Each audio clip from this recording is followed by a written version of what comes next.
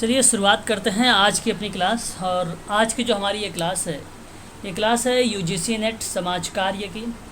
हम लोग बात कर रहे हैं 2 सितंबर 2016 के समाज कार्य के प्रश्न पत्रों पर। कल मैंने आप लोगों से 2 सितंबर 2016 का जो प्रश्न आया हुआ था 50 क्वेश्चंस आए हुए थे, उसमें कुल समाज कार्य के द्वितीय प्रश्न पत्र के, तो हमने उस पर सॉल्व कर लिया था। आज जो है हम आगे बढ़ रहे हैं, तृतीय प्रश्न पत्र ले रहे हैं समाज कार्य का। ये भी 2 सितंबर 2016 का पेपर है और इसमें कुल टोटल 75 क्वेश्चंस है। तो हमारे सामने आज जो है पहला प्रश्न कह रहा है कि निम्नलिखित स्थलों में किस स्थान पर शारीरिक रूप से सक्षम गरीबों को राहत व्यवस्था के अंतर्गत इंग्लैंड में रखा जाता था। देखिए, कार्यगृह। ओके, ये सही जवाब है, ऑप्शन नंबर पहला ही, कार्यगृह। और इस प्रश्न को आप सभी लोग इम्पोर्टेंट समझिएगा, क्योंकि ये प्रश्न एक बार जो है दिसंबर 2018 में प्रश्न आया हुआ था और वहाँ पर ये प्रश्न नहीं था, वो इस तरीके का बनाया गया प्रश्न था कि गरीब कानून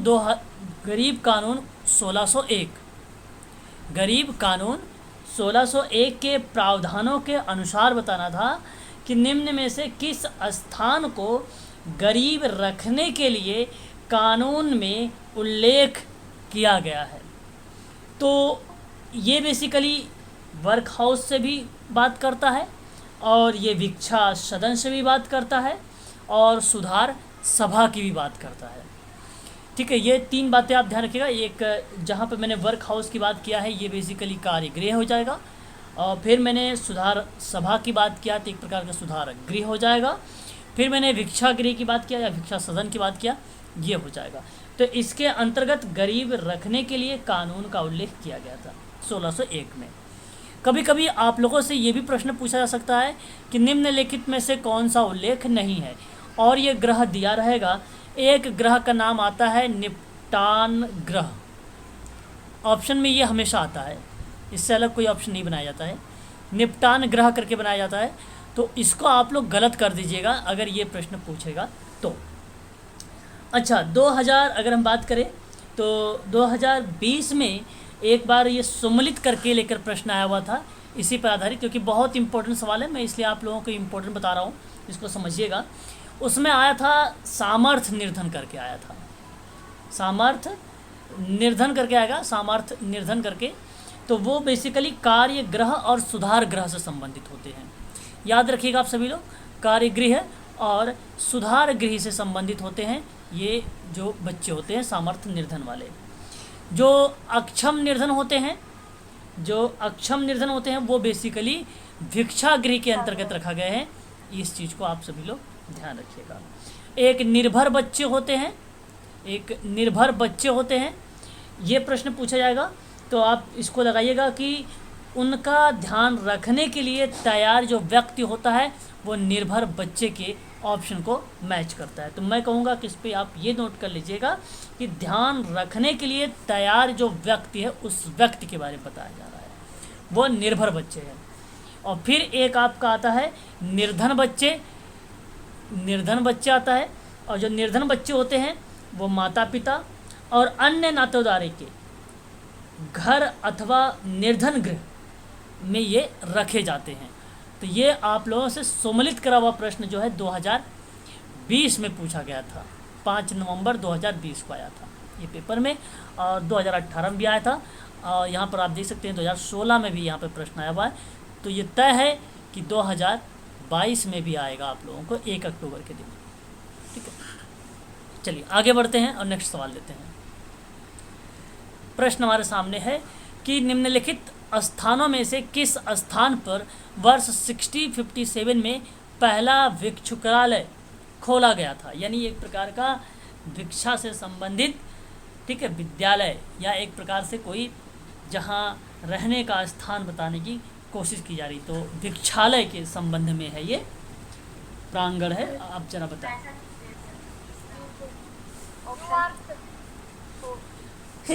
सॉरी, हाँ, यहाँ किसी बच्चे ने न्यूयॉर्क जवाब दिया है।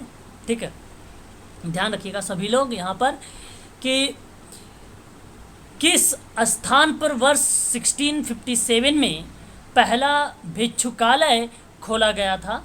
और वह आपका हो जाएगा New York. New York is the right answer हो जाएगा। इसका पहला जवाब अगर हम बात करें इस प्रश्न का तो ऑप्शन नंबर डी करेक्ट माना जाएगा। क्वेश्चन नंबर 3 की वह आकर्षण जिससे समूह के सदस्य समूह के प्रति अनुभव करते हैं डैश कहलाता है। जरा बताइए आप लोग कि वह ओके वह आकर्षण जिससे समूह के सदस्य समूह के प्रति अनुभव करते हैं। यहाँ पे देखिए मैं आपको बता दूं ओके जो सामाजिक समूह कार्य का उपयोग है, सामाजिक समूह कार्य के जो बेसिकली उस दौरान विद्यार्थियों को सोचने, संवाद को कायम करना, समझना, विचारों का आदान प्रदान करना, निर्णय लेने के लिए प्रेरित करना, उसको प्रभावी तरीके से एक प्रकार से कार्य करना या उस कार्यों को आगे बढ़ाना। तो यहाँ पे आप लोग थोड़ा सा इंग्लिश देख लीजिए क्वेश्चन नंबर 3 का। क्वेश्चन नंबर 3 का एक बार आप सभी लोग इंग्लिश देख लीजिए। देखिए यहाँ जो शब्द आपको देखने को मिल रहा है कोहेंशन, यह एक ऐसा शब्द है जो आपको ये बताने की कोशिश करता है कि संगठन की क्रिया, सामंजस्य की क्रिया, तो यानी जो सामंजस्य का अर्थ बता रहा हो। यहाँ पे जो संशक्ति शब्द लिखा गया है, इसको अगर आपको लिखना है तो आप लिख सकते हैं सामंजस्य। क्या लिख सकते हैं? सामंजस्य। या आप ये भी लिख सकते हैं सुसंगठन। मतलब एक साथ जुड़े या जुटे रहने की जो योग्यता बताता है वो संशक्ति बताता है। तो बताइए जरा वह आकर्षण जिससे समूह के सदस्य समूह के प्रति अनुभव करते हैं,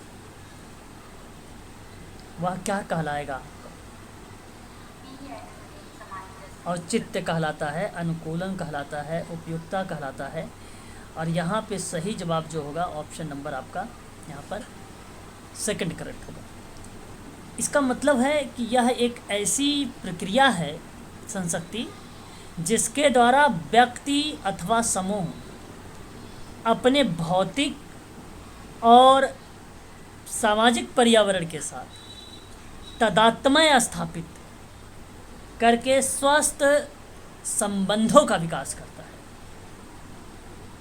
साधारण शब्दों में आप अगर ये कहो कि अपने परिवेश और परिस्थितियों के साथ समायोजन कर लेना ही संशक्ति कहलाती है।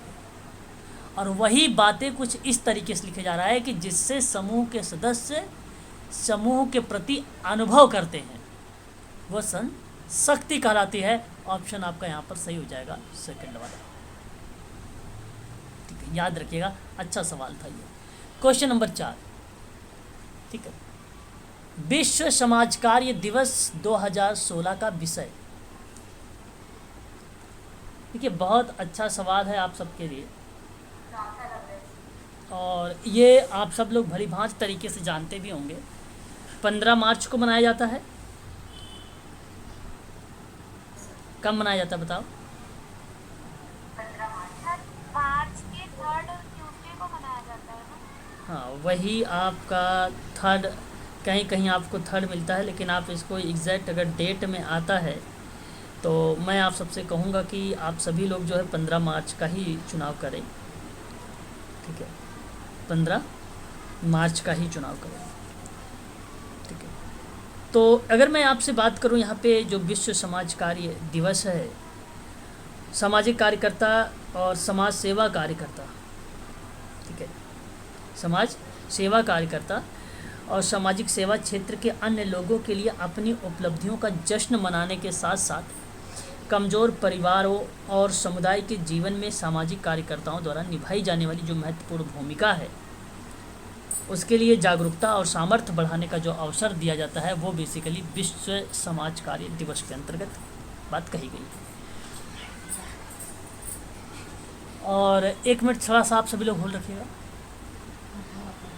तो मैं आप लोगों से ये कह रहा था कि जब भी आप लोगों से पेपर में एग्ज़ाम में प्रश्न बनकर आएगा, पूछा जाएगा अगर दिवस को लेकर, तो आप वहाँ पे सही जवाब दीजिएगा 15 मार्च को।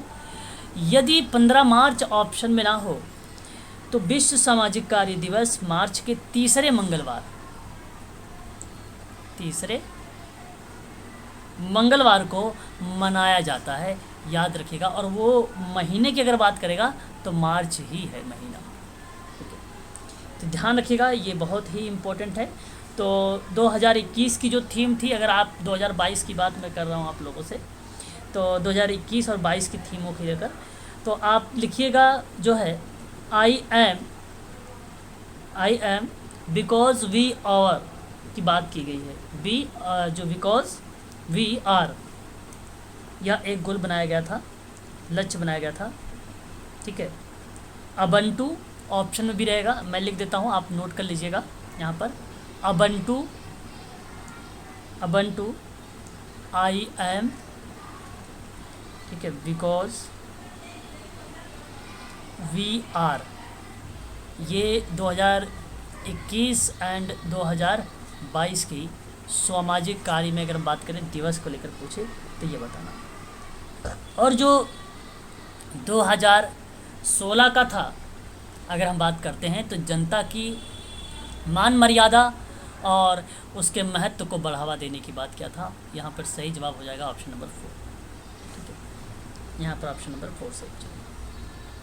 स्पष्ट हुआ? एक बार बताइए जरा। सर वो बंटू वाला क्या बताया? Ubuntu I am because we are. In short में इसको अगर हम बात करें तो आप WSWD लिख सकते हैं, वर्ल्ड सोशल वर्क डेज, इसका कभी कभी नाम आता है इस तरीके से भी, तो आप इसको ध्यान रखिएगा सभी, ठीक है। आगे बात करते हैं क्वेश्चन नंबर 5। निम्नलिखित में से किस कार्यक्रम का सुझाव, देखिए यहाँ पे सुझाव के परिप्रेक्ष्य में सवाल है आप सबके सामने, बेवरेज रिपोर्ट में नहीं दिया गया था। तो जरा एक बार बताएं मुझे, बेवरेज रिपोर्ट।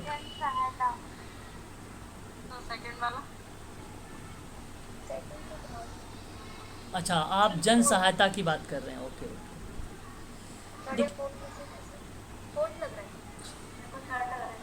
ओके, कोई बात नहीं। देखिए जो ये बेवरेज रिपोर्ट की बात की जा रही है, आपको भली भांति तरीके से मालूम है कि नवंबर 1942 में विलियम बेवरेज ने ही दिया था इसको, बेवरेज रिपोर्ट को। और इस रिपोर्ट के अंतर्गत सामाजिक बीमा की बात कही गई थी। और ये सारी रिपोर्ट जो है बेसिकली गवर्नमेंट रिपोर्ट के द्वारा जो है पब्लिश होती थी। और यहाँ पे जो सामाजिक बीमा है ये इसी का पार्ट बन जाता है, और जन सहायता भी इसी का पार्ट बनता है, पारिवारिक भत्ता भी बेवरेज रिपोर्ट का ही पार्ट बनता है। जो राष्ट्रीय वृद्धावस्था की जो पेंशन है, ऑप्शन नंबर 4 क्वेश्चन नंबर 5 का, तो सही जवाब यहाँ पर इसका जो बन जाएगा वो राष्ट्रीय वृद्धावस्था की बात बेवरेज रिपोर्ट के अंतर्गत नहीं आई है, इसलिए क्वेश्चन नंबर 5 का ऑप्शन नंबर जो 4 है यही सही माना जाएगा।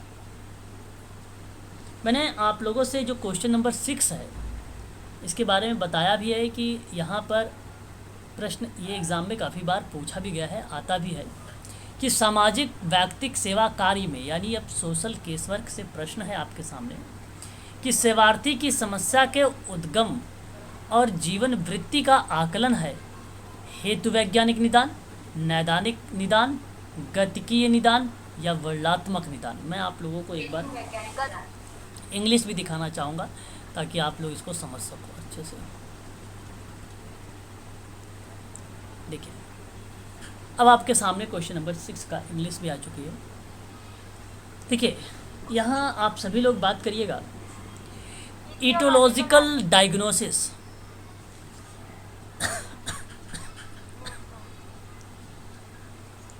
अगर हम बात करते हैं इटोलॉजिकल डायग्नोसिस के बारे में, तो यह एक ऐसी डायग्नोसिस है जहाँ किसी व्यक्ति के लक्षणों और लक्षणों के आधार पर एक बीमारी की पहचान करने की प्रक्रिया बताई गई।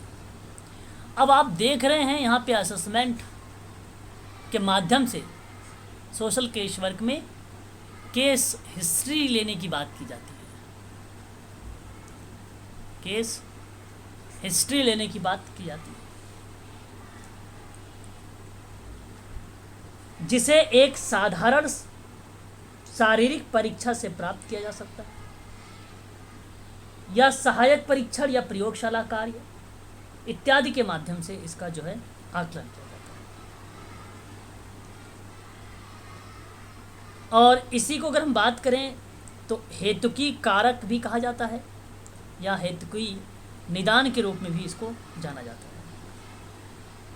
इटियोलॉजी जो है एक प्रकार का डायग्नोसिस है, कारण या उत्पत्ति का अध्ययन करता है ये, और कारणों का उत्पत्तियों का जब अध्ययन कर लेता है तो जिस तरह से चीज़ें हैं या जिस तरह से वे कार्य करते हैं या स्वयं कारणों को संदर्भित करता है, तो वहाँ पर हम उसी के आधार पर चिकित्सा भी उसे प्रोवाइड करते हैं। तो कारणों को और उत्पत्तियों को जानने की पूरी कोशिश करता है इटियोलॉजिकल डायग्नोसिस। ऑप्शन नंबर आपका यहाँ पे करेक्ट हो जाएगा। सेवार्थी की समस्या का उद्भव जानने की कोशिश और जीवन वृत्ति यानी उसका इतिहास, तो ऑप्शन आपका करेक्ट हो जाएगा ये वाला। वर्णनात्मक निदान में बेसिकली वर्णन की बात करते हैं, एक डिस्क्रिप्टिव की बात करते हैं, और एक नैदानिक निदान है। आपको मैंने भी इंग्लिश दिखाया था। नैदानिक निदान क्या बता रहा था आप लोगों से, क्लिनिकल एक डायग्नोसिस की बात करता है। यहाँ पे जैसे आप किसी पेशेंट के रूप में अगर कोई आपके पास आता है और वहाँ पर किसी बीमारी या स्थिति को लेकर आता है, वहाँ पर जब आप कारणों का निर्धारण करते हैं और निर्धारित के आधार पर उसका अध्ययन करते हैं यानी जानने की कोशिश करते हैं, तो वह बेसिकली आपका क्लिनिकल डायग्नोसिस के अंतर्गत आ जाता है। डायनेमिक एक डायग्नोसिस है, आपने नाम सुना होगा, डायनेमिक डायग्नोसिस जानते हैं आप? ये हाँ बिल्कुल, ये बेसिकली समाजकारी में निदान जो है, जो डायग्नोसिस की बात की गई है उसके तहत देखा गया। तो वहाँ पे पार्लियामेंट ने कहा कि भाई ये जो निदान होता है वो 3 टाइप का होता है। एक गतिशील है जो आपके ऑप्शन में मिला है, एक क्लासिकल है, एक करणात्मक है। गतिशील आप जानते हैं कि जो व्यक्ति समस्या परिस्थिति की जटिलता में सक्रिय रूप से भूमिका निभाने वाली शक्तियों का निदान करता है उसे हम गतिशील निदान कहते हैं। समझ बात आई? समझाए भाई, जो व्यक्ति समस्या परिस्थिति और जटिलता में सक्रिय रूप से भूमिका निभाने वाली शक्तियां का जो डायग्नोसिस होती है उसे गतिशील कहता है। और चिकित्सकीय निदान, जो चिकित्सकीय निदान सेवार्थी को उसकी समस्या की प्रकृति के अनुरूप जब वर्गीकृत हम करते हैं तो वो बेसिकली चिकित्सकीय कहलाती है। वो क्या कहलाती है? चिकित्सकीय कहलाती है। और एक आपका बनता है कारणात्मक।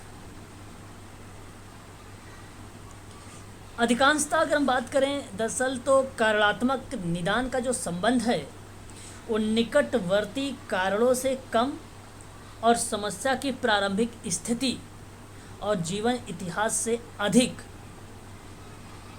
तो वो कहीं ना कहीं इटियोलॉजिकल डायग्नोसिस को भी रिप्रेजेंट करता है।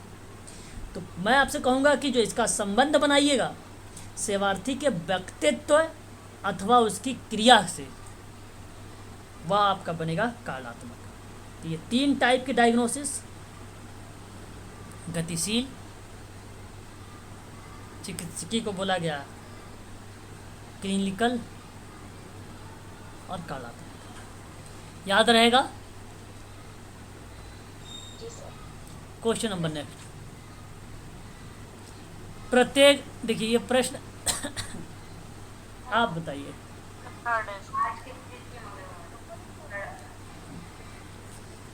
तो देखिए कितना सरल है। 2021 और 2022 की थीम बताइए।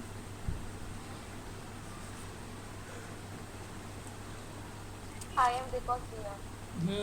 वी और अबंटू करके आप बोल सकते हो। ठीक है बढ़िया जवाब। क्वेश्चन नंबर 7 का सही जवाब ऑप्शन नंबर था।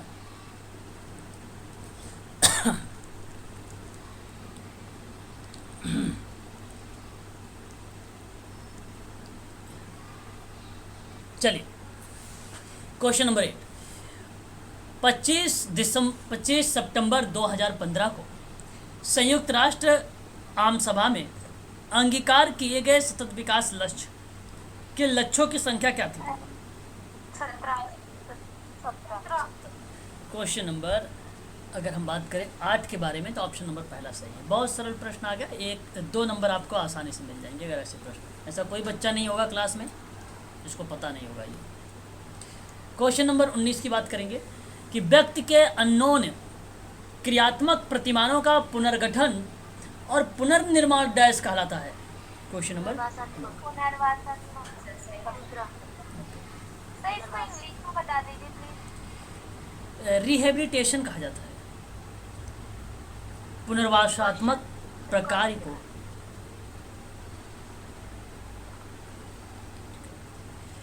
जो है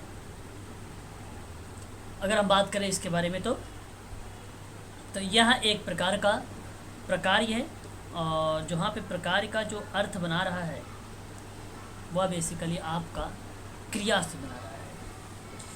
तो आपको मालूम होगा पुनर्वास किसे कहते हैं? किसको कहते हैं? पुनर्निर्माण, पुनर्गठन, पुनर्स्थापित। तो यहाँ पे आप देखिए रिहेबिलिटेशन की बात की जाती है ना, उसके फंक्शन को। और इसका मतलब होता है कि जो दिव्यांग व्यक्ति होते, बेसिकली ये सब दिव्यांग व्यक्तियों के लिए, ये इंटेलेक्चुअल व्यक्तियों के लिए यूज़ में लाया जाता है। सोशल वर्क में जो क्लाइंट है उसके लिए इसको यूज किया जाता है इस शब्द को। इसका मतलब होता है कि व्यक्तियों की स्वतंत्रता, कार्यात्मक स्थिति, स्वास्थ्य, सामाजिक भागीदारी को अधिकतम करना और समग्र रूप से, विशेष रूप से रोजगार के साथ उसे आगे बढ़ाना और उसे पुनः दोबारा, यानी वो पहले समाज की मुख्य धारा में था, वो असामाजिक तत्वों के कारण या फैक्टर के कारण वो विचलित हो गया, तो वहाँ पर हमने पुनर्वास शब्द का प्रयोग में लाए और उसे दोबारा हमने उसे पुनर्वासित किया और उसे समाज की मुख्य धारा से जोड़ा। तो उसे पुनर्वासात्मक प्रक्रिया कहते हैं। और वही शब्द यहाँ पर बताया जाता है हिंदी में कि व्यक्ति के अननोन क्रियात्मक प्रतिमान और पुनर्गठन, पुनर्निर्माण, ये शब्द केवल एक ही चीज़ को रिप्रेजेंट करेगा, पुनर्वासात्मक प्रक्रिया को ही, ना कि शैक्षणिक, ना ही विकास, ना ही रोग नाशक। ऑप्शन आपका केवल करेक्ट होगा बी वाला। क्योंकि भविष्य में अगर आपको कहीं जॉब मिलेगी तो इन शब्दों का आप प्रयोग करेंगे, इसलिए इस प्रश्न को कभी भूलिएगा मत। बहुत इंपॉर्टेंट सवाल है आपके लिए। क्वेश्चन नंबर 9, भविष्य में आपको यही शब्द यूज़ करना है। क्वेश्चन नंबर 10, बहुत अच्छा सवाल आपके सामने है, आप लोग जानते भी होंगे, है ना। राष्ट्रीय ग्रामीण आजीविका मिशन का नाम वर्ष 2011 में बदल दिया गया।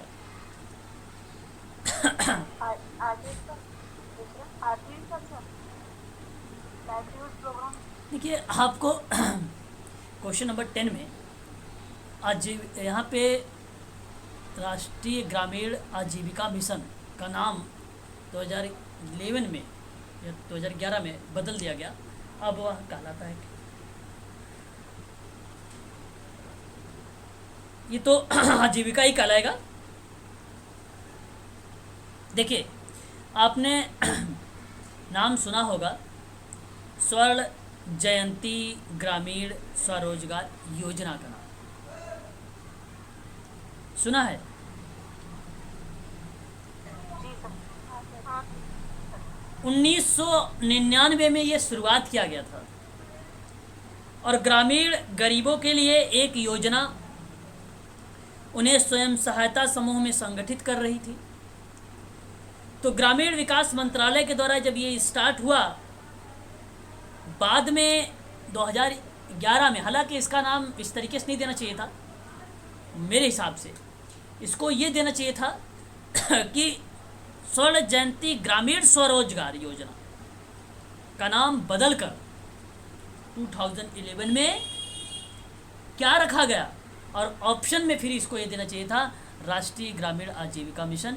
तो मैं आपसे बता दूं यहाँ पे नाम तो बदला हुआ है ही है, और उसमें पूछ लिया इन सभी शब्दों में से केवल एक शब्द लिया है आजीविका, तो इसलिए मैं कहूँगा कि आजीविका का ही लगाइए। बाकी कोई शब्द यहाँ पर नहीं मैच हो रहा है इसमें से, इसलिए आप इसको काट दीजिए। ऑप्शन नंबर 2 वाला करेक्ट हो जाएगा। क्यों? सही बात है। तो राष्ट्रीय ग्रामीण आजीविका मिशन भारत सरकार द्वारा शुरू किया गया है, और यह कार्यक्रम का जो उद्देश्य है गांव के बीच स्वयं सहायता समूह सेल्फ हेल्प ग्रुप का नाम सुना होगा, MSW में तो सुना ही होगा आप लोगों ने। सेल्फ हेल्प जो ग्रुप होता है उनके लिए अवसरों को बनाना है, बढ़ाने के लिए उद्देश्य से गरीबों जो गरीब व्यक्ति हैं उनकी गरीबी को दूर करना है।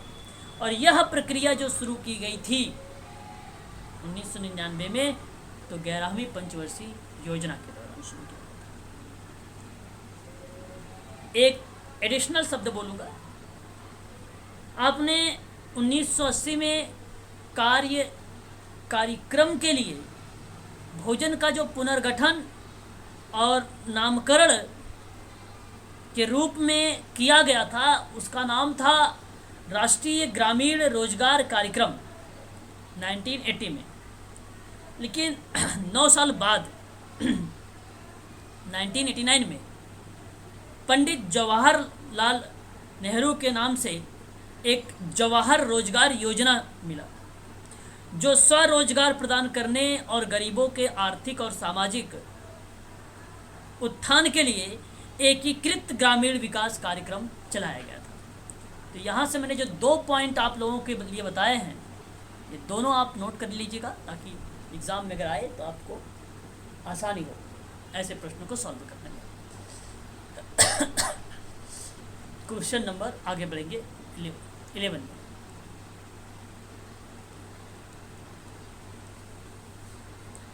भारत सरकार की केंद्र प्रायोजित योजना कौन सी है जो सामाजिक पेंशन के रूप में वृद्धों, विधवा और निशक्त व्यक्तियों को वित्तीय सहायता प्रदान करती है? एक मिनट जरा। राष्ट्रीय सामाजिक सहायता योजना। ओके,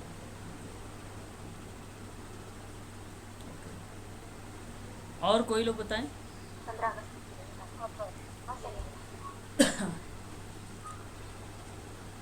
तो यहाँ पे क्वेश्चन नंबर 11 में आप सभी लोगों ने बहुत सही जवाब मुझे दिया है, लगभग कुछ बच्चों ने, है ना।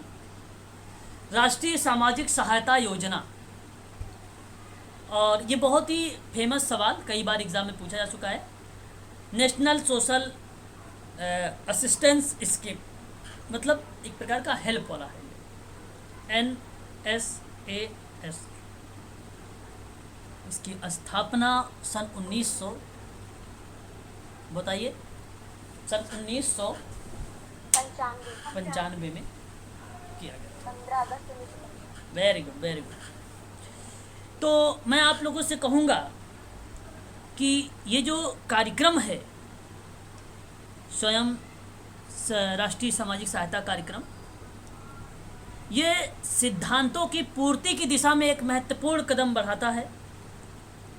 और यहाँ अगर मैं आप लोगों से बात करूँ तो कार्यक्रमों के तहत अभाव से जूझ रहे परिवार तक नगद हस्तांतरण की जो सुविधा है, खाद्य सुरक्षा है, जो स्वास्थ्य बीमा है, उसके प्रति सामाजिक सुरक्षा का एक महत्वपूर्ण भाग के रूप में ये जाना जाता है। इसकी शुरुआत 15 अगस्त 1995 को किया गया था। अनुच्छेद आता है 41 और 42। 41 कहता है काम पाना, शिक्षा प्राप्त करने और विशेष स्थितियों में सहायता पाने का अधिकार की बात करता है। और 42 आर्टिकल्स की अगर हम बात करते हैं तो वहाँ पे आपसे बताता है कि न्याय का काम और मानवीय दशा में और मातृत्व सहायता का प्रोविजनल या एक प्रकार से प्रावधान। आप सभी लोग ध्यान रखिएगा। इसके अंतर्गत 5 कार्यक्रम चलाए गए थे राष्ट्रीय सामाजिक सहायता योजना के अंतर्गत। एक का नाम था इंदिरा गांधी राष्ट्रीय वृद्धावस्था पेंशन योजना, जो 60 वर्ष से अधिक उम्र वाले गरीबी रेखा के जो नीचे आते थे, जो जीवन यापन करने वाले थे, वो व्यक्ति को शामिल किया गया इसमें। और दूसरा आता है इसमें इंदिरा गांधी राष्ट्रीय विधवा पेंशन योजना, जहां बीपीएल वर्ग की 40 से 40 टू 59, इंदिरा की बात मैं कर रहा हूँ, इंदिरा गांधी राष्ट्रीय विधवा वाला में, उसमें 40 से 59 वर्ष की आयु वाले विधवाओं को प्रतिमाह 300 रुपये पेंशन देने की बात कही गई थी। राष्ट्रीय सामाजिक सहायता योजना के ही अंतर्गत ये कार्यक्रम चलाया गया था। एक था इंदिरा गांधी राष्ट्रीय दिव्यांगता पेंशन योजना चलाई गई थी, जहाँ पे 18 से 59 वर्ष की बात की गई कि बीपीएल वर्ग के जो लोग होंगे, जो गंभीर दिव्यांगता से ग्रसित होंगे, गंभीर का मतलब जिनके पास 80% की जो डिसेबिलिटी होगी, वहाँ पे बात की जा रही थी, उनको जो है 500 रुपये प्रतिमाह दिए जाएंगे। चौथा था यहाँ पे राष्ट्रीय परिवार लाभ योजना, जो गरीबी रेखा के नीचे जीवन बसर करने वाले परिवार थे, उनका जीविकापार्जन करने के लिए बताया गया कि जो 18 से 64 वर्ष की आयु के व्यक्ति होंगे, उन लोगों को जो है एक मुफ्त राशि प्रदान की जाएगी। और एक पांचवा था अन्नपूर्णा, जिसके आप जानते हैं कि वरिष्ठ नागरिकों के प्रति माह में 10 किलोग्राम का अनाज जो है उपलब्ध कराया जाएगा अन्नपूर्णा योजना के तहत। तो 5 ऐसे कार्यक्रम थे। अब प्रश्न हमारे सामने है सामाजिक पेंशन के रूप में वृद्धों के लिए, आपको भी बताया मैंने, विधवाओं के लिए अभी मैंने आपको बताया है कार्यक्रम के माध्यम से, देखो यहाँ पे लिखा हुआ है योजना। तीसरा अभी मैंने बताया आपको निःशक्त को लेकर, व्यक्तियों की वित्तीय सहायता को लेकर। तो बताइए 3-4 बातें जो कही जा रही हैं, किस योजनाओं में कही जा रही हैं? इंदिरा गांधी। अरे कहाँ से कहाँ चले गए इसी बात पे। हाँ, राष्ट्रीय सामाजिक सहायता योजना के अंतर्गत, है ना, है ना। देखिए एग्जैक्ट आंसर देने की कोशिश किया करें आप सभी लोग, है ना, वो सबसे सही रहेगा, सबसे सही रहेगा। ऑप्शन नंबर आपका यहाँ पे सेकंड वाला सही रहेगा। अच्छा देखिए उज्ज्वला योजना, है ना, आप सबको मालूम होगा, बताइए जरा। उज्ज्वला योजना, आपको उज्ज्वला योजना कभी गैस वगैरह, अभी एक बच्चे ने कमेंट किया था, पता नहीं कौन सी योजना की बात कर रहा था मेरे से, मैंने कहा कि भाई उसमें बताया था अवैध व्यापार की रोकथाम और बचाव, पुनर्वास और अवैध व्यापार को लेकर, उज्ज्वला योजना को लेकर।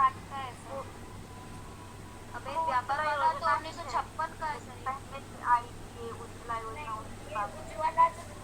2007 का है भाई। हाँ सर, उज्ज्वला तो 2007 का है, उसमें भी यही सब है। और एक जो अनैतिक व्यापार वाला है वो अलग है। क्या अलग है? वही तो अनैतिक व्यापार वाला है, तो इतना बड़ा कंफ्यूजन। 1956 में नहीं, ये नहीं बनाया अनैतिक व्यापार वाला एक्ट है, वो एक्ट है। हाँ, मतलब क्या बताएं आप लोग, आप उज्ज्वला योजना की बात कर रहे हो कि अनैतिक व्यापार की? मैं आप लोगों से उज्ज्वला योजना की बात ही कर रहा हूँ, 2007 की बात कर रहा हूँ। ठीक उसी प्रकार से आप लोग बात कर रहे हैं जो बच्चे ने कमेंट किया था। मैं मतलब आप कि वो ये समझ रहा होगा ना, तो मैं भी तो वही बता रही हूँ आपको, मैं थोड़ी कंफ्यूज कि बच्चों और महिलाओं की जो तस्करी को समाप्त करने के लिए यह योजना शुरू किया गया था। व्यावसायिक और यौन शोषण के लिए तस्करी की गई जो पीड़ित थे, उनके लिए रोकना था, बचाव, पुनर्वास और पुनः एक करना या स्वदेश भेजने की बात के अंतर्गत यहाँ पे चर्चा की गई थी। मैंने आपको बताया भी था कि ये यूपीएससी का प्रश्न था, आईएएस परीक्षा में ये प्रश्न पूछा गया था, जीएस 1 में भी आया था और जीएस 2 के पेपर में भी ये प्रश्न आया हुआ था, है ना, ठीक है। तो याद रखने वाली बातें हैं आप सब के लिए ये, और ठीक है, इसको आप सभी लोग जो है ध्यान रखिएगा। फिर मैं आप लोगों से बात कर रहा था अन्नपूर्णा के बारे में, अभी भी चर्चा ही किया है अन्नपूर्णा योजना के बारे में। कितने लोग जानते हो ये योजना कब चलाई गई थी, अन्नपूर्णा योजना? सर ये तो 2001 का है, 2001 ओके। यह योजना अगर शुरू करने की बात होती है तो आपको बता दूं, इस योजना अन्नपूर्णा योजना जो है बेसिकली अन्नपूर्णा योजना अन्य योजना को ही कहा गया। और यह प्रारंभ में जब स्टार्ट हुई थी, आरंभ तो इसका 1999 और 2000 में हुआ था।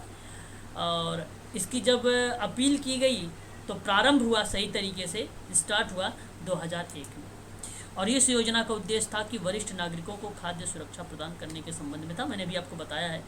और असहाय, अति गरीब और अभावग्रस्त, अति गरीब का मतलब यहाँ पे जो है वरिष्ठ नागरिक थे और जिनकी आय का कोई सतत स्रोत नहीं था, है ना। तो मैं आप लोगों से कहूँगा कि सही जवाब यहाँ पे देने की कोशिश करिएगा, ऑप्शन नंबर बी का, है ना। ठीक है। सबला योजना कब आया था? 2011। 1 अप्रैल 2011। यह योजना महिला और बाल विकास मंत्रालय के द्वारा स्टार्ट किया गया। और अगर हम बात करें इस योजना को तो एक प्रकार से सशक्त कराने की बात करता था। और सशक्त किसको? किशोरियों को। वेरी गुड, बहुत बढ़िया, इसका सही जवाब हो जाएगा फिर option number B, question number 11 का। देखिए प्रश्न बहुत अच्छा है आप सबके सामने। नीति विश्लेषण का अर्थ, अगर आपको यहाँ पे नीति विश्लेषण समझ में आ गया तो ये प्रश्न कर लेंगे, केवल शब्द समझना है आपको। पहला लग रहा है। पहला लग रहा है। देखिए क्वेश्चन नंबर 12 की अगर हम बात करें पहले वाले हिसाब से, तो नीति विश्लेषण बेसिकली कहता है कि वैकल्पिक नीतियों और कार्यक्रमों को पहचानना और उसके मूल्यांकन करने की विधि है। देखिए सुनिए, जो लोक प्रशासन है, लोक प्रशासन में उपयोग की जाने वाली एक तकनीकी है नीति विश्लेषण, पहली बात। दूसरी बात कि जो सिविल सेवक, कार्यकर्ता यानी सोशल वर्कर और अन्य लोगों को कानूनों और निर्वाचित अधिकारों के लक्ष्यों को लागू करने के लिए उपलब्ध विकल्पों की जांच और मूल्यांकन करने में सक्षम बनाता है, कार्यक्रमों को पहचानने में सक्षम बनाता है नीति विश्लेषण। नीति विश्लेषण तो इस प्रक्रिया का उपयोग जटिल नीतियों वाले बड़े संगठनों के प्रशासन में भी किया जाता है और इसे यह निर्धारित करने की प्रक्रिया के रूप में परिभाषित भी किया गया है कि नीति और लक्ष्यों के बीच संबंधों के आलोक में विभिन्न नीतियों में से कौन सा लक्ष्य निर्धारित लक्ष्य को प्राप्त करेगा। तो मैं आप लोगों से कहूँगा वैकल्पिक नीति में जहाँ पे कार्यक्रमों की पहचान हो रहा है, मूल्यांकन करने की एक विधि के रूप में उभर के आ रहा है, तो वो बेसिकली ऑप्शन नंबर पहला ही सही हो जाएगा, यही आपका करेक्ट रहेगा। भावी कार्य योजना के संबंध में निर्णय लेना, दिशा निर्देश देना नहीं होगा। वर्ग क्लास की बात कर रहा है कि अधिगम में सैद्धांतिक और विश्लेषणात्मक साधनों को जोड़ना और उसके अंतर के कार्यक्रमों की बात करना नहीं होगा। और राज्य के न्यूनतम हस्तक्षेप के साथ विकास करना ये भी नहीं होगा। केवल आपका ऑप्शन ए वाला सही माना जाएगा, क्वेश्चन नंबर 12 का, यानी 12 का। अच्छा जी,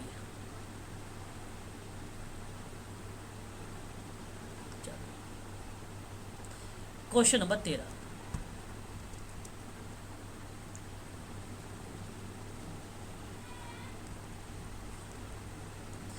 समाजशास्त्रीय संदर्भ में लिंग शब्द का प्रयोग हुआ है, बताइए।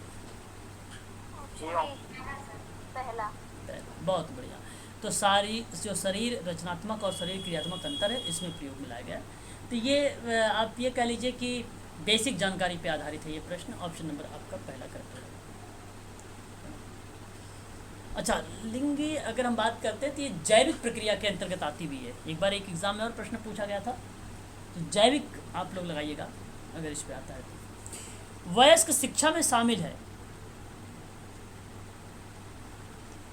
वयस्क शिक्षा में शामिल है।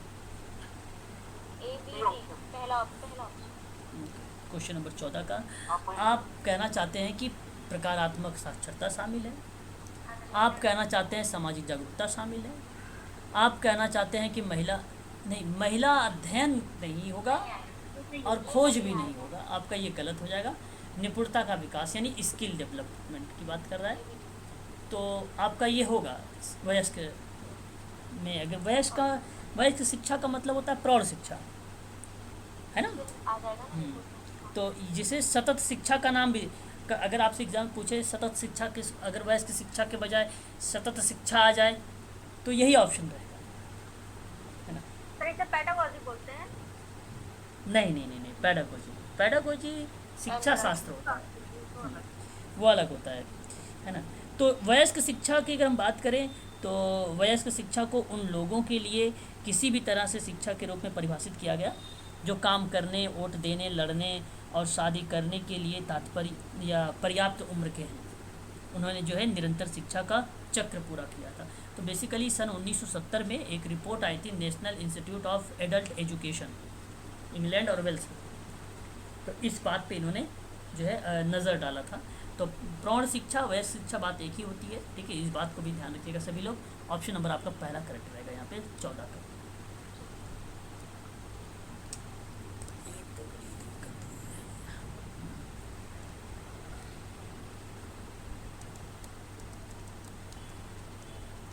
चलिए क्वेश्चन नंबर नेक्स्ट बढ़ जाइए।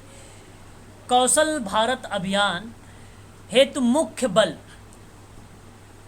कहने का मतलब दिया गया। देखिए ये प्रश्न आप सबके लिए इम्पोर्टेंट है कि कौशल विकास योजना के संबंध में है या आप कौशल भारत अभियान के अंतर्गत आप इसे कह सकते हो। तो क्वेश्चन नंबर जो 15 है इसका सही जवाब हो जाएगा कि गरीबी के खिलाफ लड़ाई लड़ने के परिप्रेक्ष्य में था ये, ठीक है, गरीबी के परिप्रेक्ष्य में था, है ना।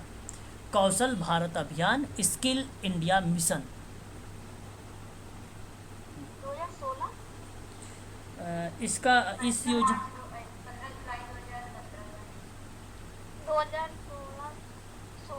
2016 है।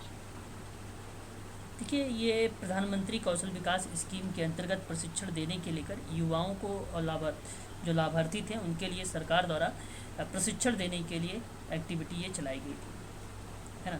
तो ये अगर आप स्टार्ट करते हैं प्रधानमंत्री नरेंद्र मोदी जी द्वारा कौशल विकास अभियान, तो 15 जुलाई 2015 को अंतर्राष्ट्रीय युवा कौशल दिवस के दिन इन्होंने स्टार्ट किया था, ठीक है, याद रखिएगा। कब? 15 जुलाई 2015। ऑप्शन आपका पहला करेक्ट हो जाएगा। तो गरीबी के खिलाफ लड़ाई के परिप्रेक्ष्य में ये था योजना।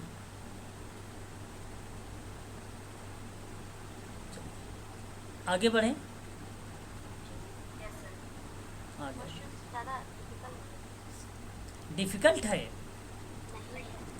अच्छा, डैश के अनुसार राज्य भारत के समस्त राज्य क्षेत्रों में नागरिकों के लिए एक समान सिविल सहायता उपलब्ध कराने की बात की गई थी। और यहाँ पे जो एक समान है, मैंने एक तरीका बताया था, क्वेश्चन का ट्रिक तरीका बताया था करने के लिए, तो वो आपका सही माना जाएगा। फिर 44 अनुच्छेद 44 अनुच्छेद 40 हाँ, ग्राम पंचायत संगठन से संबंधित था, जो राज्य ग्राम पंचायत को व्यवस्थित करने के लिए कदम उठाया था, शक्तियों और अधिकारों के संपन्न करने की बात करता था, स्वशासन की इकाइयों के रूप में कार्य करने में ये जो था सक्षम था, है ना। आर्टिकल अगर हम बात करेंगे 43 के बारे में, यानी अनुच्छेद 43 कार्मिकों, क्या कार्मिकों,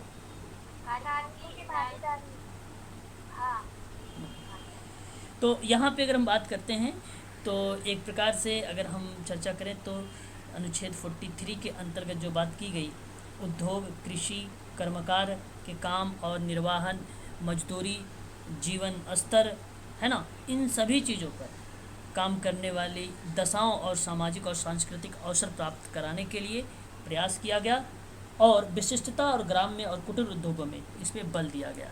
तो आपका ये 43 अनुच्छेद हो जाएगा। उसके बाद एक अनुच्छेद आया था आप लोगों का 48 भी आया है। भारतीय संविधान अनुच्छेद के अकॉर्डिंग बात करें तो कृषि और पशुपालन का संगठन की बात करता है ये। तो कृषि और पशुपालन को आधुनिक और वैज्ञानिक प्रणालियों से संगठित करने का प्रयास है इसमें। विशिष्टता, गाय, बछड़ा और अन्य दुधारू व वाहक पशुओं की नस्लों के परीक्षण और सुधार के लिए अन्य वैध की प्रतिषेध करने के लिए कदम उठाया गया था आर्टिकल नंबर 48 के तहत से। तो क्वेश्चन नंबर 16 का सही जवाब ऑप्शन नंबर 3 सही माना जाएगा। बात करेंगे क्वेश्चन नंबर 17 यानी 17 के बारे में। सरल प्रश्न है आप सबके सामने। धारणीय समाज की सही व्याख्या करता है। ऑप्शन ए, ये ऑप्शन पहला, भविष्य की आवश्यकताओं को समझ। देखिए यहाँ अगर हम बात करें क्वेश्चन नंबर 17 के बारे में, तो आपसे कहता है कि भविष्य की आवश्यकताओं एवं आकांक्षाओं से समझौता ना करके वर्तमान की आवश्यकताओं एवं आकांक्षाओं को पूरा करने की बात कर रहा है, और यही धारणीय विकास का एक लक्ष्य लग रहा है। पर्यावरण के लक्ष्यों के विपरीत काम करता नहीं है। यह हमेशा की तरह जारी रहता है कि यह मानता है कि सब कुछ अच्छा ही हो जाएगा, गलत हो जाएगा, आगे से सभी विकास में कमी आएगी, ऐसा कुछ नहीं है। ऑप्शन केवल पॉजिटिव में पहला ऑप्शन है, इसलिए आपका पहला ही करेक्ट जवाब रहेगा, है ना। आगे बढ़िए और नेक्स्ट प्रश्न लीजिए आप सभी लोग। गोद लेने पर SAA का अभिप्राय। चौथा सर, तीसरा चौथा में से थोड़ा कंफ्यूज। SAA है ना।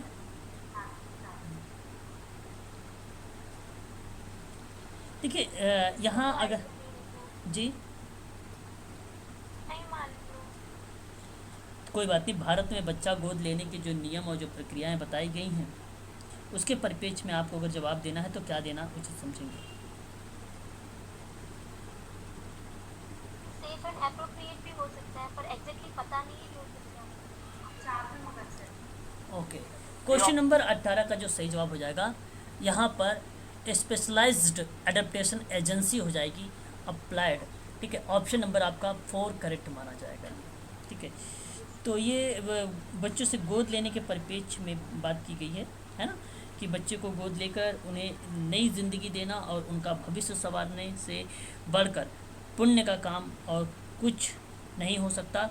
तो अगर आप भी बच्चे गोद लेने के बारे में सोच रहे हैं तो आप इस तरीके की जो बातें हैं वो आपको पॉजिटिव के रूप में सोचना है, तो वहाँ पर आप सही प्रश्नों का जवाब दे पाएंगे। ठीक है, तो एडेप्टेशन से संबंधित है।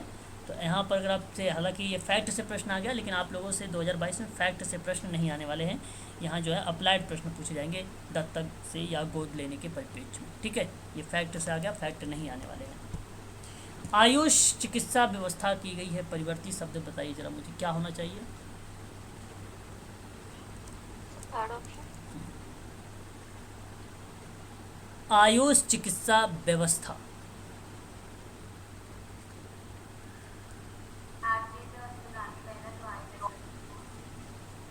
ये ऑप्शन ऑप्शन नंबर ए की तरफ आप सभी लोग जा रहे हैं 19 का, तो जी ऑप्शन डी होगा। ऑप्शन डी की तरफ जा रहे हैं। ओके, देखिए एक आयुष जो है आयुर्वेदिक और यूनानी, आयुर्वेदिक और यूनानी जो है, एक बार सुन लीजिए। क्वेश्चन नंबर अगर 19 की बात हम कर रहे हैं, यहाँ पे आयुष चिकित्सा व्यवस्था की बात की गई। परवर्ली शब्द जिसमें शामिल किया गया है आयुर्वेद और यूनानी शामिल किया गया है, और यहाँ पे अगर हम बात किए होम्योपैथ और सिद्ध शामिल किया गया है, योग और सिद्ध शामिल किया गया है। एलोपैथिक को जो है नहीं शामिल किया गया है इसमें, हाँ ये नहीं शामिल किया गया है। तो मैं आप सबसे कहूँगा कि आयुष का जो मतलब बताया गया जाता है, कहा जाता है कि स्वास्थ्य देखभाल और उपचार की पारंपरिक एवं गैर पारंपरिक प्रणालियाँ, जिसमें आयुर्वेद, योग, प्राकृतिक चिकित्सा, यूनानी, सिद्धा और एक शब्द और आता है सोवा रिक्पा, सोवा नोट कर लीजिए आप सभी लोग, रिक्पा, ये भी शब्द एग्जाम में आप लोगों को मिल सकता है, और होम्योपैथी, इनको जो है यहाँ पे शामिल किया गया है, सिद्धा भी शामिल किया गया है। और याद रखने वाली बात आप सबके लिए ये है कि भारतीय चिकित्सा पद्धतियों की सकारात्मक विशेषता अर्थात उसकी विविधता, लचीलापन, सामर्थ्यता आम जनता के एक बड़े वर्ग द्वारा व्यापक स्वीकृति की बात की है। और इसकी जो शुरुआत की गई थी सितंबर 2000। म्यूट हो जाइए, किसी का बैकग्राउंड आवाज़ आ रही है। वर्तमान में इसे आयुष मंत्रालय द्वारा लागू किया गया है। ठीक है, याद रखिएगा सभी लोग, ये इम्पोर्टेंट है आप सबके लिए आयुष को लेकर। हालांकि बेहतर सुविधा व्यवस्थित अनेक आयुष शिक्षण संस्थानों के माध्यम से आयुष शिक्षा भी में भी सुधार हो रहा है। ठीक है, तो यहाँ पे सही जवाब हो जाएगा ऑप्शन नंबर 3 वाला। बहुत बढ़िया सवाल। सितंबर 2018 के क्या 2018 का है? आपने सितंबर 2018 का क्या बताया? सितंबर जो 2018 में ये 2018 नहीं 2014 है। हाँ सच में ये 2018 में आया था। 14 में आया था, 14 में, 14 में आया था, 2014 में। क्लियर हुआ? जी सर। इस मिशन को जो शुरुआत करने की बात अगर भूमिका होती है तो सितंबर 2014 में, ठीक है, 2014 में। यहाँ आपने एक नाम आप लोगों को मिलता होगा ऑप्शन में देखने को लेकर, तो मैं आपको बता दूं, जैसे अगर कोर ऑफ कोर स्कीम, तो कोर ऑफ कोर स्कीम इसी के अंतर्गत आता है, आयुष के अंतर्गत। सर आयुष्मान भारत और आयुष दोनों अलग अलग है। बिल्कुल अलग हैं, वो योजना दूसरी योजनाएं हैं, ये आयुष भी, विभाग। ये चिकित्सा के रूप में यूज होती है। सर ये विभाग ही बना है ना आयुष विभाग। नहीं, आयुष विभाग ना कहकर आप इसे मिशन के माध्यम से जोड़ें, सेवाओं के माध्यम से जोड़ें। था इसमें ये पूछा था ये आयुष क्या है, तो उसका जवाब यही था कि भारत सरकार का एक विभाग। हाँ हाँ, भाग आप कह सकते हो, क्योंकि योजनाएं जो होती केंद्र सरकार के दो भाग में चल रही है। तो एक जो योजना है आप यहाँ पर ये कह सकते हो केंद्रीय क्षेत्रक योजना है, या इसी के पार्ट में आता है। एक केंद्रीय प्रायोजित योजना है, तो एक सेक्टर स्कीम है ना, और एक प्रायोजित स्कीम है। तो इसलिए ये डिपार्टमेंट के अंतर्गत इसको यूज़ में लाया जा सकता है, डिपार्टमेंट की यूज़ में ये लाया जाता है। तो आप विभाग कह सकते हो, ठीक है, कोई दिक्कत नहीं है। और इस योजना में 100% वित्त पोषण केंद्र सरकार द्वारा किया जाता है, 100%। सर पूरा केंद्र। हाँ, और इस योजना में मुख्य रूप से अगर हम बात करें, अगर भूमिका भी कोई निभाता, जैसे भारत नेट है, नमामि गंगे है, राष्ट्रीय गंगा योजना है, ये भी अपनी भूमिकाएं जो है यहाँ पर कुछ ना कुछ के रूप में निभाती है, ठीक है। सर आप क्या बता रहे थे, कोर ऑफ कोर स्कीम इसके अंतर्गत? हाँ, कोर ऑफ कोर स्कीम भी शामिल इसमें है, जैसे राष्ट्रीय सामाजिक सहायता कार्यक्रम है तो वो भी शामिल है। महात्मा गांधी राष्ट्रीय ग्रामीण रोजगार गारंटी कार्यक्रम, ये भी इसमें शामिल किया गया है ना, जहाँ पे मतलब अधिकांश योजना में राज्यों में विशिष्ट वित्तीय भागीदारी की भूमिका जो निभा रही है वित्तीय, तो है ना, राज्य सरकार को 25% व्यय जो होता है एक प्रकार से करता है। जैसे अनुसूचित जाति के विकास के लिए एक अम्ब्रेला कार्यक्रम है, अनुसूचित जनजाति के विकास के लिए एक अम्ब्रेला कार्यक्रम है, एक अल्प विकास के लिए अम्ब्रेला कार्यक्रम है, एक संवेदनशील समूह के लिए अम्ब्रेला कार्यक्रम है। तो ये सारे इसके साथ में एक कोर ऑफ कोर स्कीम की भूमिका निभाते हैं इसके अंतर्गत। ऑप्शन आपका यहाँ पर थर्ड सही रहेगा। चलिए आगे बढ़िए, नेक्स्ट सवाल लीजिए, क्वेश्चन नंबर 20 है ना। अगर हम बात करते हैं क्वेश्चन नंबर 20 के बारे में कि चर्चा अगर करें, तो ध्यान देने वाली बात यह है कि अपनी दुनिया में बदलाव लाना शीर्षक विकास कार्यसूची की क्या क्या सीमाएं निर्धारित की गई हैं? ऑप्शन 2 विकास का देखिए यहाँ पे अगर हम बात करें आप लोगों से, एक मिनट, ये बार बार स्क्रीन पे पता नहीं। देखिए, अपनी दुनिया में जो है बदलाव लाना, और ये बेसिकली टारगेट की बात मैं आप लोगों से कर रहा हूँ। किसकी बात कर रहा हूँ? टारगेट की। अब ये आप ध्यान देने वाली आप सबकी बात आप सबके लिए है कि युवाओं के विकास और स्वास्थ्य के लिए एक एजेंडा की बात करता है, जहाँ समस्याओं से पार पाने के लिए सार्वजनिक स्वास्थ्य का एक मजबूत दृष्टिकोण अपनाने की ज़रूरत है, जो जोखिम के कारकों को नियंत्रित करना और स्वास्थ्य को लेकर जागरूकता को बढ़ावा देने के साथ साथ बचाव और इलाज पर भी ध्यान केंद्रित करना है। तो उस पॉइंट ऑफ व्यू से अगर मैं आपसे बात करूं, तो यहाँ पे 2030 तक बताया गया है शीर्षक विकास कार्यसूची को, जो सीमा निर्धारित की गई है वो 2030 रखी गई है। ऑप्शन नंबर 2 करेक्ट रहेगा। तो 2000 तो वो थीम है ना, ट्रांसफॉर्मिंग आवर वर्ल्ड एसडीजी का, अपनी दुनिया का बदलाव में लाना है। हाँ बिल्कुल शीर्षक लिखा है ना। बिल्कुल, शीर्षक नहीं, उसकी हिंदी है ये, है ना। शीर्षक की हिंदी लिखी हुई है, शीर्षक की हिंदी नहीं, यहाँ पे आप देखो ट्रांसफॉर्मिंग आवर वर्ल्ड की जो है हिंदी है ये, ठीक है, 2030 तक है, 2030।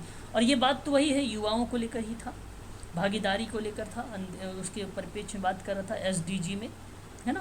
तो ये एसडीजी का ही क्वेश्चन है। टिकाऊ विकास लक्ष्य जो बताया गया संयुक्त राष्ट्र द्वारा निर्धारित किया गया 2030 तक किया गया है ना। तो वही चीज़ें बताई गई हैं 2015 से 2030 तक लक्ष्य रखा गया है, जहाँ युवा महिलाएं अपने खिलाफ लैंगिक हिंसा में से भी जो संघर्ष कर रही हैं उनको जो है एक प्रकार से बेहतर विकास के लिए बात करेगा ये। जी सर। चलिए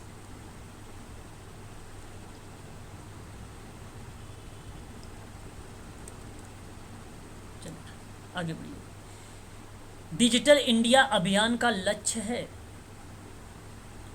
देखिए आप लोगों को भली भांति तरीके से मालूम है कि डिजिटल इंडिया मिशन के तहत भारत को डिजिटली सक्षम बनाना है और भारत को सुरक्षित करना है, स्थिर डिजिटल बुनियादी ढांचे का विकास करना है, सरकारी सेवाओं को डिजिटल रूप में वितरित करना है, नागरिकों को डिजिटल के रूप में साक्षरता प्रदान करनी है। यह सभी के सभी जो हैं एक प्रकार के ये लक्ष्य बनाता है डिजिटल इंडिया। तो मैं आप लोगों से कहूँगा कि यहाँ पर आप सभी लोग एक प्रभावी शासन की बात करें, है ना। वहीं अगर मैं आपसे कहूँ कि कागजी कार्य घटना की भी बात करें, और जनशक्ति की घटना जो यहाँ पर नहीं है क्योंकि बुनियादी ढांचे की विकास कर रहा है डिजिटल के रूप में, ना कि जनशक्ति, शक्ति मतलब पावर की, उसकी बात नहीं है। और गाँव को इंटरनेट से जोड़ना ये बात की गई है। तो मैं आप सबसे कहूँगा 1 2 4 जिस ऑप्शन में मिलेगा वही आपका सही हो जाएगा। ऑप्शन नंबर 4 में 1 2 3 4 दिया गया है इसके उद्देश्य के परिप्रेक्ष्य में, ठीक है। तो बेसिकली डिजिटल इंडिया का जो कार्यक्रम है ना, जिसे केंद्र सरकार ने भारत को डिजिटल रूप में सशक्त बनाने की अर्थव्यवस्था बदलने के रूप में किया है। ग्रामीण क्षेत्रों में इंटरनेट और ब्रॉडबैंड कनेक्शन को बढ़ावा देने की बात करता है ये। तो ये आप लोगों के लिए थोड़ा सा इम्पोर्टेंट रहेगा।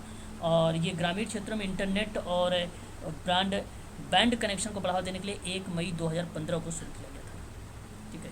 1 मिनट थोड़ा सा होल्ड रखिएगा, फिर जो सही जवाब हो जाएगा आपका ऑप्शन नंबर क्या बता रहा था आप लोगों से। सर ये जो ब्रॉडबैंड योजना है ये सन 2019 में आई थी ना? अरे मैंने ब्रॉडबैंड कनेक्शन को बढ़ावा देने का मतलब है कि ग्रामीण क्षेत्रों को इंटरनेट से जोड़ना। एक योजना है कि गाँव तक इंटरनेट पहुँचाना, हाई हाँ। Speed internet. तो वो 1 मई 2015 को शुरू किया गया था और ये प्रधानमंत्री नरेंद्र मोदी जी के द्वारा स्टार्ट किया गया और बेसिकली सशक्त करने की शक्ति की बात करता है ना। इंटरनेट से जोड़ना नहीं था उसमें, तो ये था ना कि इंटरनेट की मतलब एक्सेसिबिलिटी बढ़ाना था। ठीक है, तो ये इस चीज़ को आप सभी लोग ध्यान रखिए। भारत के निर्माण और दुनिया भर में जो उत्पाद होते हैं उसको बेचना, मेक इन इंडिया कार्यक्रम का उद्देश्य एक प्रकार से कौशल प्रशिक्षण प्रदान करना, गरीब लोगों का विकास बेसिकली हो सके, है ना। इस तरीके की बात करेंगे। तो इसलिए आप लोग यहाँ पर सही जवाब लगाइएगा। क्वेश्चन नंबर यहाँ पर 21 का ऑप्शन नंबर 4 करेक्ट हो जाएगा। तो आज के लिए बस अभी के लिए इतना ही रखिए। अभी आधे घंटे बाद आप सबके फिर क्लास इसी पे चलेगी।